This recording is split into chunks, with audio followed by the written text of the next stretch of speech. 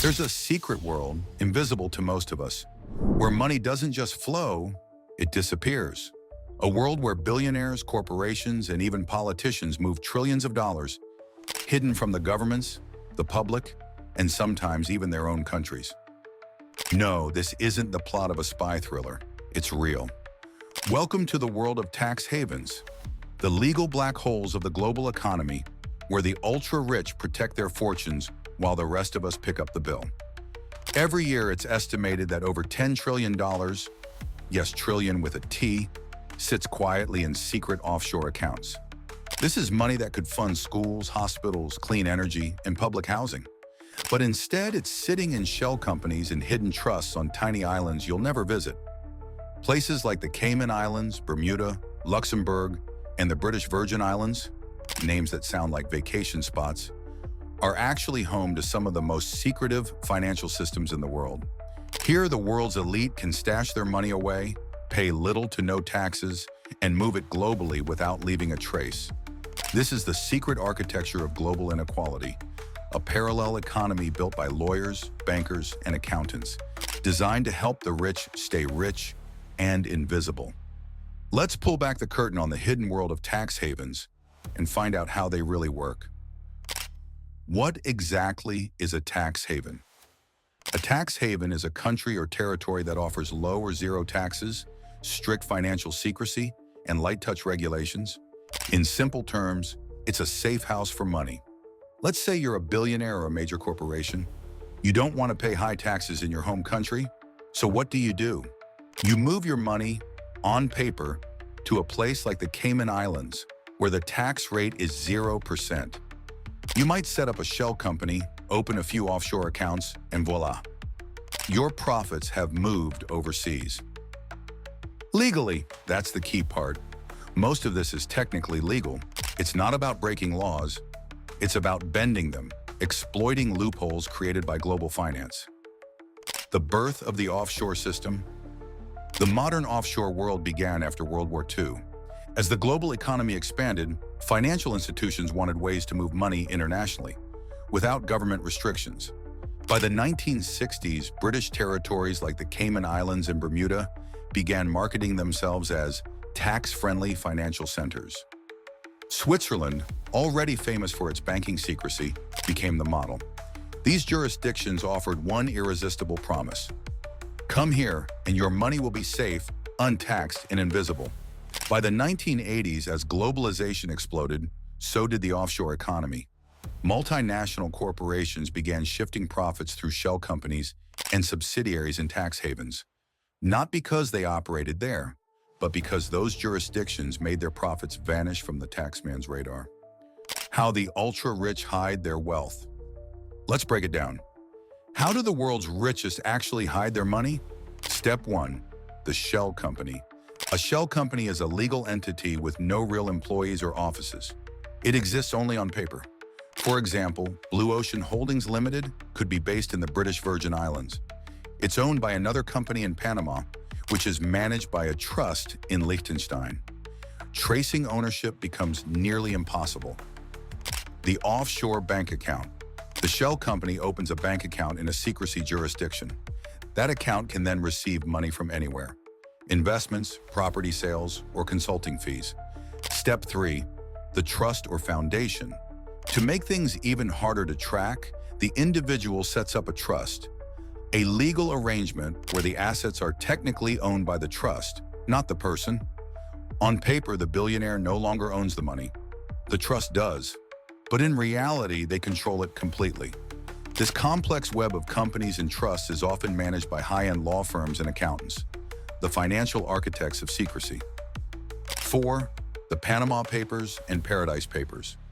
In 2016, a massive leak called the Panama Papers exposed this hidden world.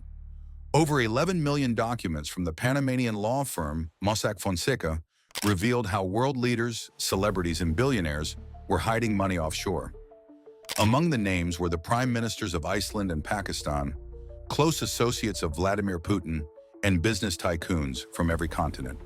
Then in 2017, the Paradise Papers followed, revealing that even members of the British royal family, Global corporations like Apple and Nike and political figures across the world were using offshore structures. The revelations shocked the public. But here's the thing, very few people face consequences, because most of what they did was legal. That's the genius of the offshore system. It exists in the gray zone between legality and morality. Corporate tax havens, the billion-dollar loophole. It's not just individuals. Some of the world's biggest corporations are the heaviest users of tax havens. Tech giants like Apple, Google, and Amazon have all faced scrutiny for routing profits through places like Ireland and Luxembourg to minimize taxes. Here's how it works. Imagine a US company that sells products worldwide.